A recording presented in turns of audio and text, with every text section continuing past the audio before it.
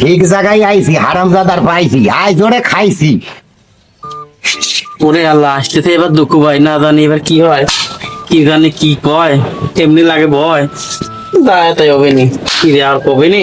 তুমি এখানে বসে বাড়তেছো কোষে, সারা দেশ খুঁজে আলাম, হেনে এসে তোমার পালাম। কেন ভাই, কি আমি আবার কি করলাম?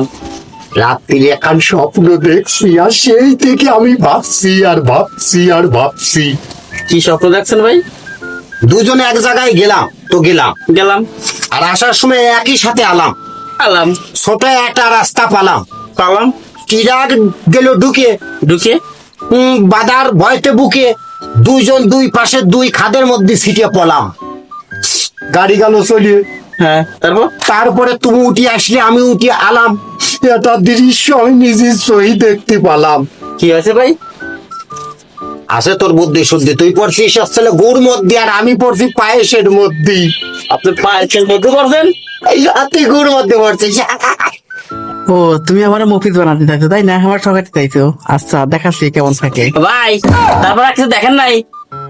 না, তারপর আমি আর কিছু দেখিনি। তারপর তো ভাই আমি দেখছি। কি দেখছিস? ওরে সর্বনাশ, মনে করেন আমি বলছি গুড় মধ্যে, আপনি বলছেন পায়েসের মধ্যে।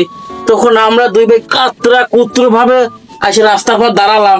দাঁড়ালাম। তারপর তো দুইজনের গায়ে বেশ নোংরা গায়ে রয়েছে। তখন আমরা একটা বুদ্ধি করলাম, আপনি আমার জিভে, আপনার জিভে দিয়ে আপনি আমার গা ফাটি পরিষ্কার করছেন, আমি আমার জিভে দিয়ে আপনার গা ফাটি পরিষ্কার করতেছি।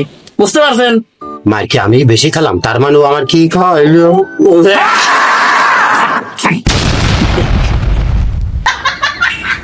কেমন দিলাম?